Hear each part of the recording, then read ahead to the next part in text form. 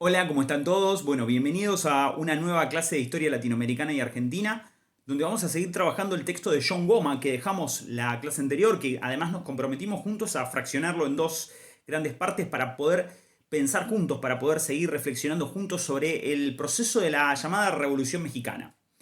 En la clase anterior analizamos el contexto de emergencia de este proceso revolucionario que atravesó casi una década la vida política, social e institucional de México, por lo menos entre 1910 y 1920. En la clase de hoy vamos a trabajar el periodo que va desde 1910 a 1917.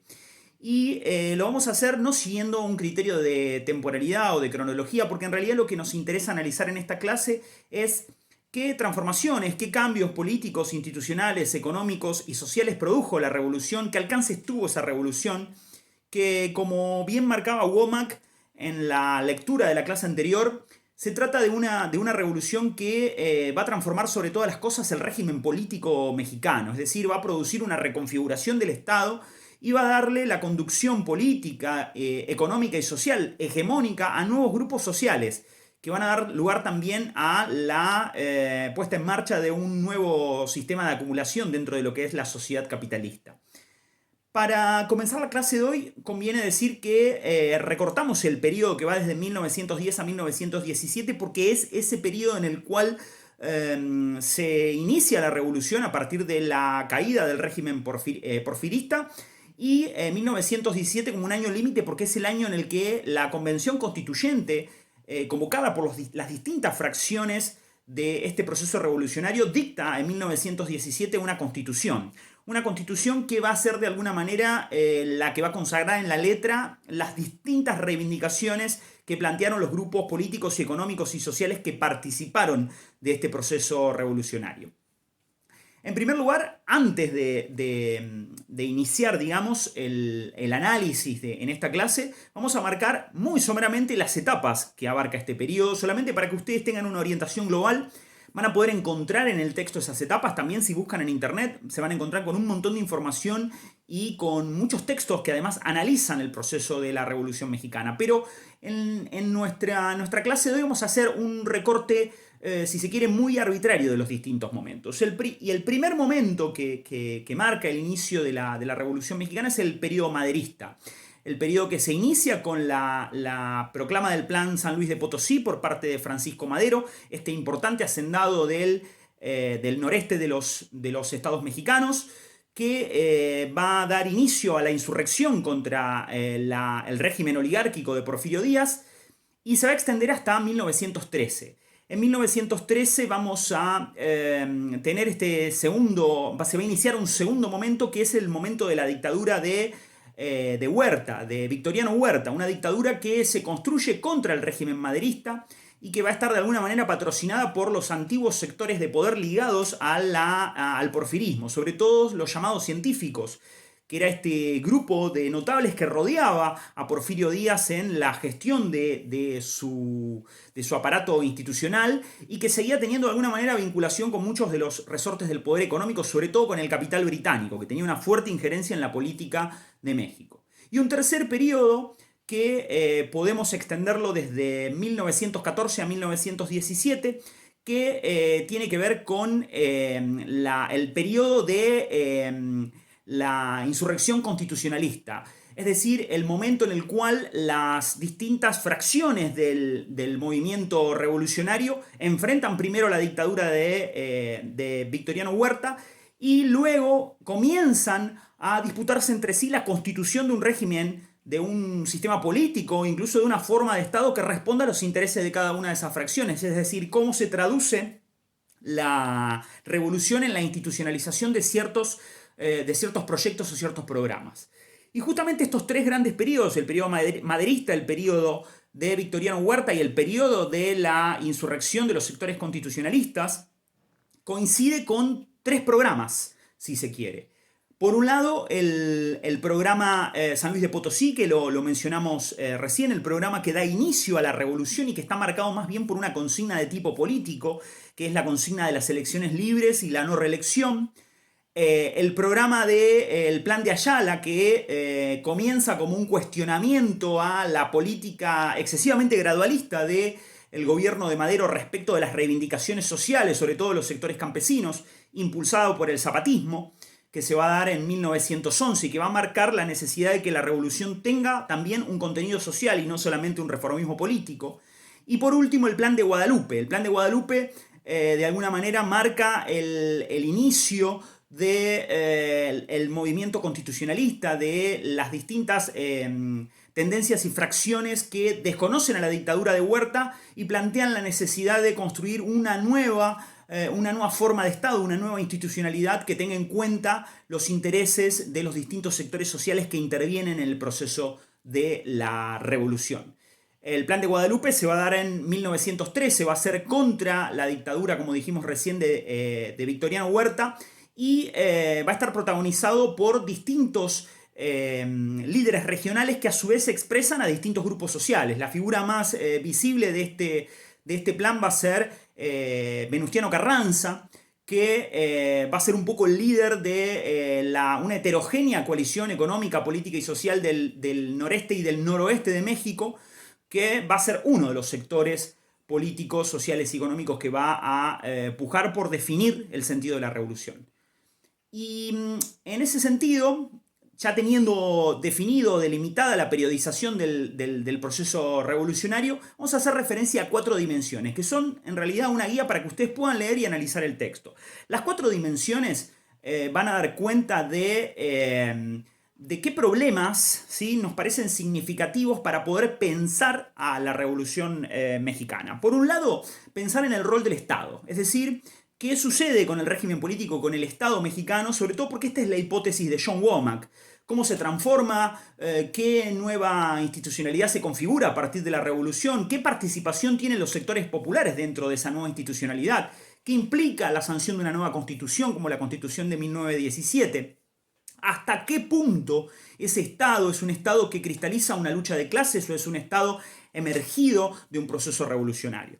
Teniendo en cuenta un aspecto decisivo en ese sentido, que es que la Revolución Mexicana va a marcar sobre todo un proceso de altísima inestabilidad política, una inestabilidad política que va a estar dada por una sucesión de golpes de Estado o de levantamientos militares, pero también de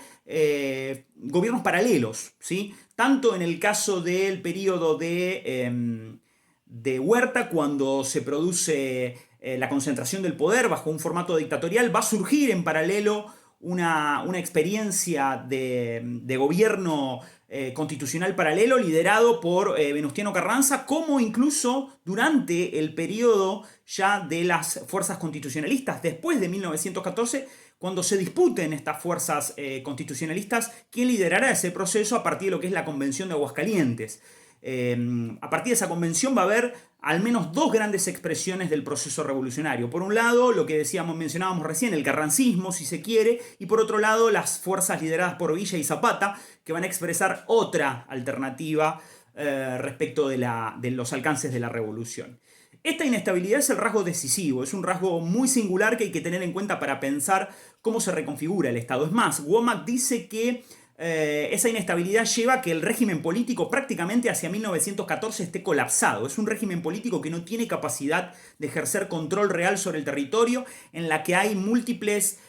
autoridades territoriales, donde existen distintas guerrillas insurgentes que se disputan ese liderazgo territorial, donde hay una suerte de gobiernos paralelos en torno de los líderes o caudillos de la revolución, y esos líderes y caudillos emiten incluso moneda o negocian con el extranjero préstamos crediticios que deslegitiman la idea de un Estado central, pero además donde existe un sistema productivo que está completamente detonado por la situación de la guerra revolucionaria, donde la producción, donde la generación de valor agregado está completamente detenido. Entonces, de alguna manera lo que vamos a encontrarnos es un proceso de reconfiguración total del Estado mexicano, sobre todo del aspecto económico y desde el aspecto político a partir del proceso de la revolución, que va a desembocar, ya lo vamos a ver al final, en una nueva suerte de acuerdo, ¿sí?, institucional a partir del amparo de una nueva constitución que es la Constitución de 1917. Esta primera dimensión nos tiene que llevar a pensar en un segundo aspecto. ¿Cuáles son los grupos sociales que intervienen en la revolución? Los grupos sociales que intervienen en la revolución tienen que ver sobre todo con la diversidad, la heterogeneidad territorial que tiene México, ¿sí? Sobre todo porque las distintas propuestas políticas que van a promover esos grupos sociales que intervienen en la revolución son distintas. Si nos atenemos, por ejemplo, al Plan San Luis de Potosí, que da inicio a la Revolución Mexicana, que es liderado por Francisco Madero, vamos a encontrarnos con un plan que simplemente se acota o se limita a los intereses de un grupo de hacendados del norte y del noreste de México que desean tener mayor injerencia política, por lo cual la propuesta de Francisco Madero va a ser ampliar las libertades políticas, limitar la reelección del presidente al frente del Poder Ejecutivo, transparentar el proceso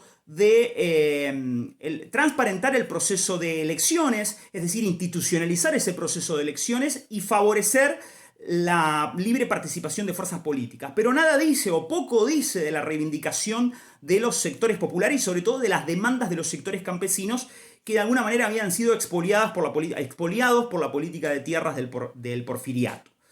En este primer periodo obviamente van a surgir disidencias. De hecho, el Plan Ayala o el Plan de Ayala, motorizado por Emiliano Zapata, que pertenece al sur de México, sobre todo al estado de Morelos, va a intentar en 1911 cuestionar a ese primer programa maderista planteando que es insuficiente, que es un mero reformismo político que requiere necesariamente de una reforma de carácter social y económica. ¿Y en qué está centrada esa reforma? Está centrada en la reivindicación de los sectores campesinos, en la redistribución de la tierra y la reforma agraria, y sobre todo en la restitución de los derechos a las comunidades indígenas y campesinas que habían sido afectadas por las leyes de privatización de tierras durante el periodo de Porfirio Díaz. Acá encontramos ya la emergencia de distintos grupos sociales que van a empezar a disputar el sentido y el significado de la revolución. Y esto también lo vamos a encontrar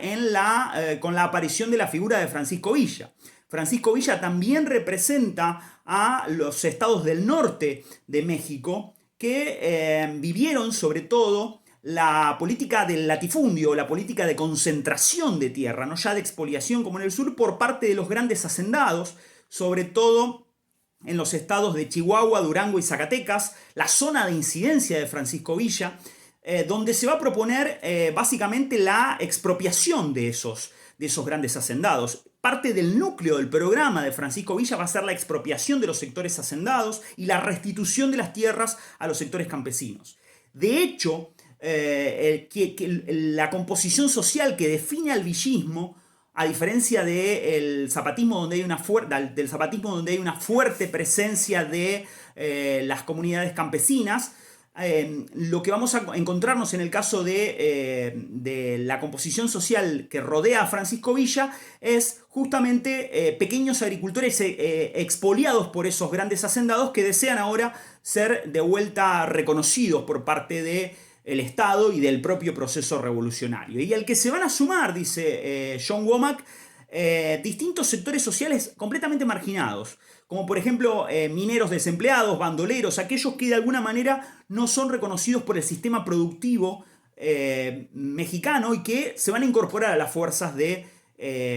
Francisco Villa en el norte, ¿sí? Allí también se va a constituir un foco insurgente, un movimiento insurgente. Pero también hay un elemento, un componente social más, que es el que lidera Venustiano Carranza. Venustiano Carranza, que va a ser uno de los líderes claves de la etapa constitucionalista, la etapa que se inicia a partir de 1914, expresa a aquellos sectores sociales que durante el porfiriato se habían sentido excluidos de los beneficios de la política económica y que no se sentían partícipes de la institucionalidad política del Estado porfirista. ¿De quién hablamos? Hablamos sobre todo de los hacendados del noreste y del noroeste, de la región sobre todo de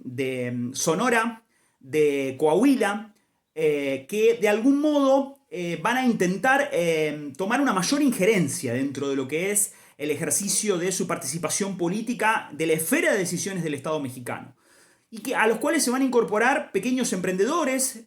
agricultores con cierta escala en la superficie de la producción, rancheros, es decir, pequeños y medianos propietarios y productores que van a intentar tener una mayor incidencia dentro de lo que es la política productiva de el México durante el proceso de la revolución. Es decir, nos encontramos con una amplia y compleja heterogeneidad en lo que respecta al movimiento social que está detrás de la revolución. Y con dos tendencias, si se quiere. Por un lado, la tendencia liderada por Villa y Zapata, que tiende a la reforma económica y social, que tiende a la transformación productiva del Estado, a la restitución de la tierra y a la distribución de los beneficios de la tierra entre los campesinos y los movimientos indígenas. Y por otro lado, si se quiere, a la fracción del noreste y del noroeste, el maderismo y el carrancismo después, que va a pretender una reforma política, que va a pretender una transformación del Estado mexicano, una mayor injerencia de ese Estado mexicano en la economía, en el control de los recursos naturales, un mayor grado de libertades políticas y transparencia en la celebración de elecciones, pero que no va a pretender avanzar de manera radical en la reforma económica y social. Y eso va a marcar una ruptura, una tensión interna dentro del proceso de la revolución, sobre todo entre 1914 y 1917, hasta que se sancione la Constitución. Hay dos tendencias bien identificadas, como dijimos recién, una tendencia más moderada y una tendencia más radical, tendiente a una reforma social y económica, frente a otra tendencia partidaria más de una reforma institucionalista, política, y que tiene que ver con el rol del Estado, ¿sí? Estos dos perfiles van a marcar las disidencias en torno al contenido del programa de la revolución. ¿Sí? Si se quiere, el plan de Ayala, que es ideado por Emiliano Zapata, y el plan de Guadalupe, que es ideado por Venustiano Carranza, marcan estos dos contenidos programáticos de los que venimos hablando hace unos momentos. Dejando atrás lo que tiene que ver con la composición social de la revolución, que vimos que es muy heterogénea y que marca los conflictos del proceso revolucionario, nos vamos a referir al rol de los Estados Unidos. Que no es un aspecto menor dentro de lo que es la política de la revolución, porque los Estados Unidos es un actor clave, han tenido una injerencia clave para los sucesos que desembocaron en la revolución y que luego marcaron también su continuidad o no. De algún modo, Estados Unidos tiene intereses clave en México, y durante el periodo que va desde 1910 a 1917, ya sea en la administración Taft o en la administración Wilson,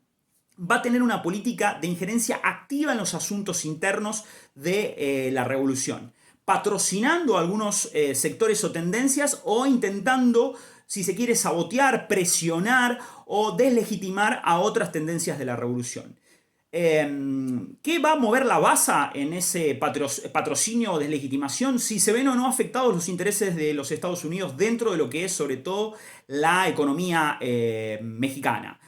¿Cuáles son esos intereses? La fuerte incidencia que tiene Estados Unidos y que va a tener durante las 3 primeras décadas del siglo XX en México respecto a lo que es la política petrolera. Sobre todo a partir de la existencia de algunas compañías importantes como la Standard Oil, que van a ser claves y cruciales en la explotación de petróleo y en la disputa de las concesiones con otras compañías como la compañía Águila, que es una compañía británica y que había tenido una alta incidencia durante el Porfiriato. Los Estados Unidos van a actuar al menos mediante 3 instrumentos que van a ir condicionando la política. Por un lado, la acción diplomática y la asesoría sobre todo a los sectores revolucionarios, que van a brindar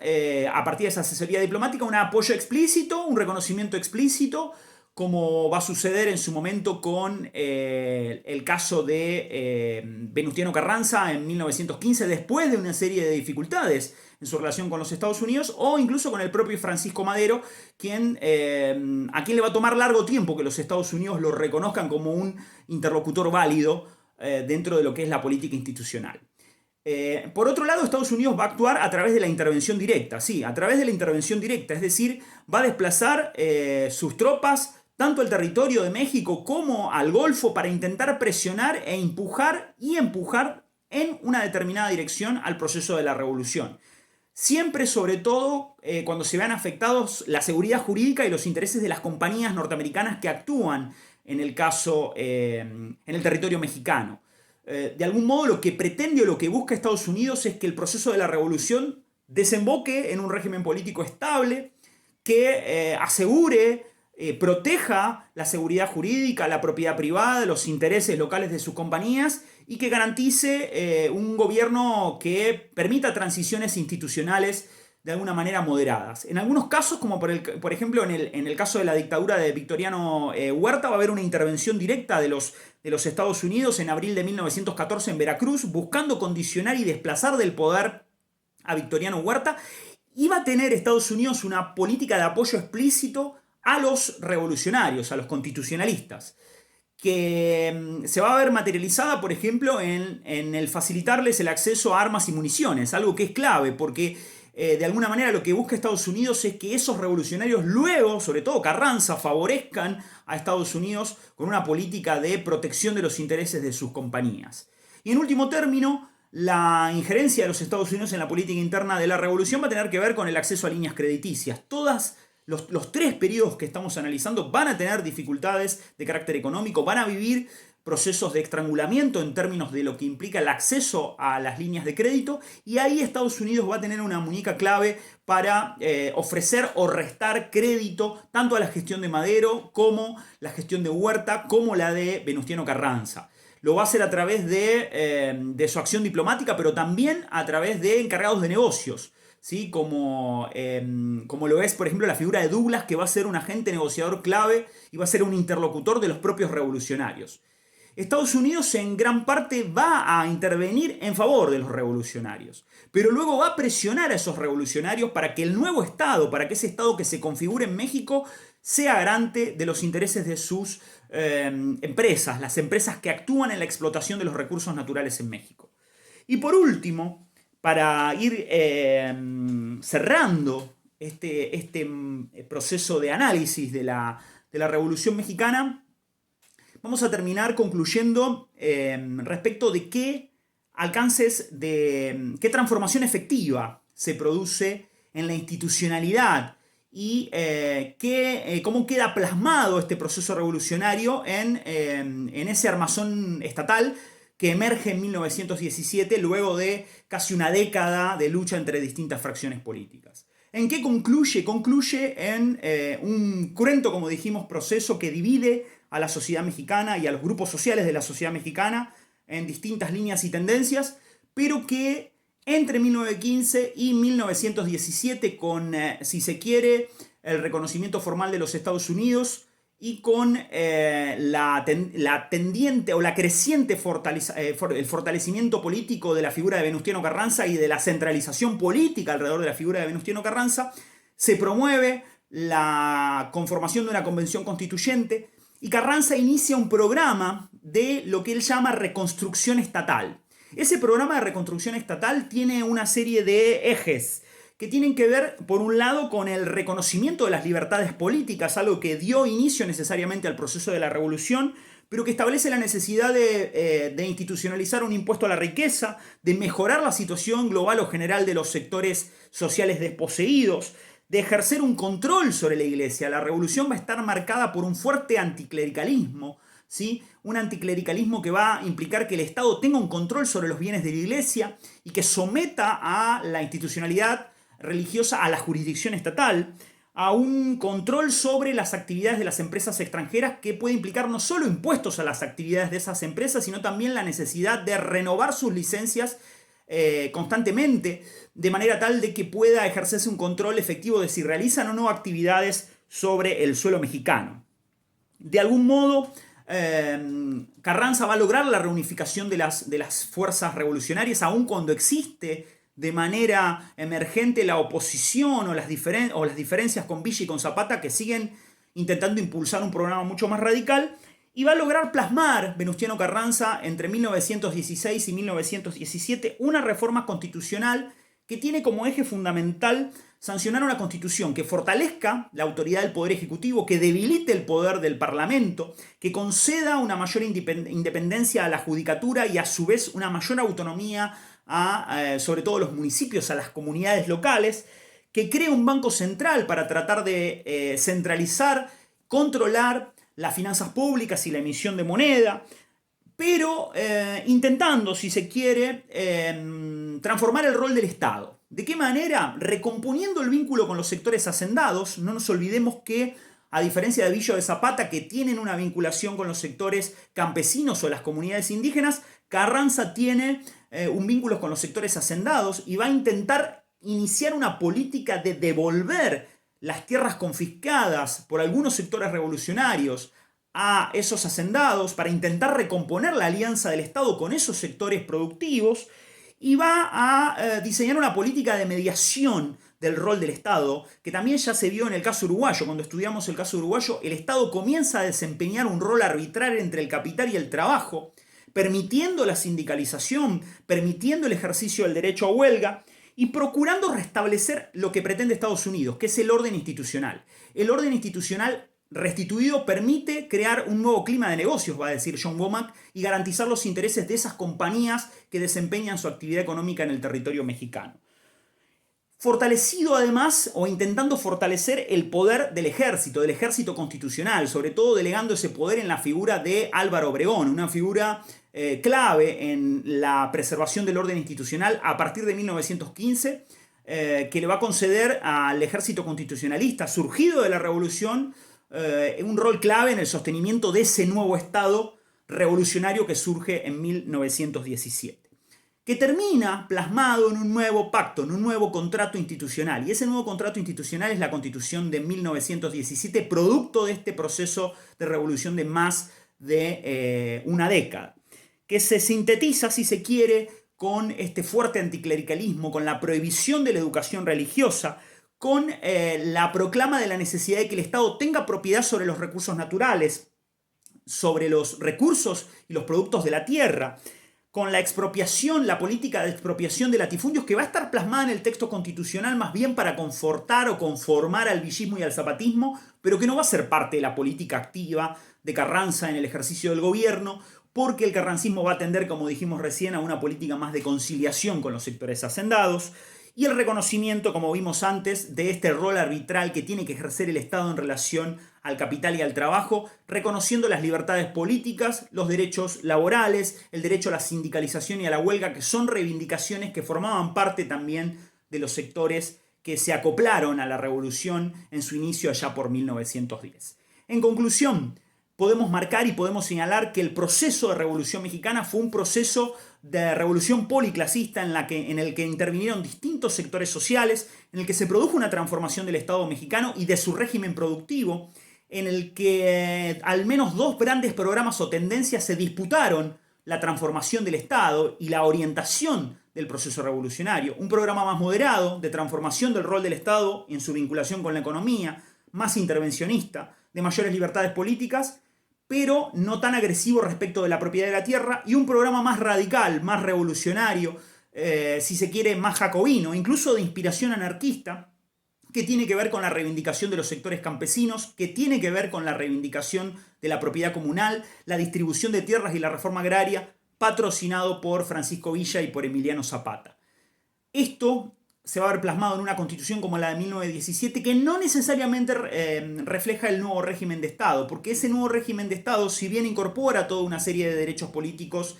económicos y sociales, sostiene, ¿sí?, una alianza de los sectores revolucionarios con el capital norteamericano presente en la economía mexicana y con el poder de los hacendados del noreste y del noreste y del noroeste, que siguen incidiendo decisivamente en la política de la propiedad de la tierra en México. Eso es todo, espero que les haya servido, y cualquier duda, cualquier consulta que tengan, ya saben que se pueden conectar con nosotros por este medio. Les mando un abrazo grande y nos seguimos encontrando para seguir avanzando en los distintos puntos del programa.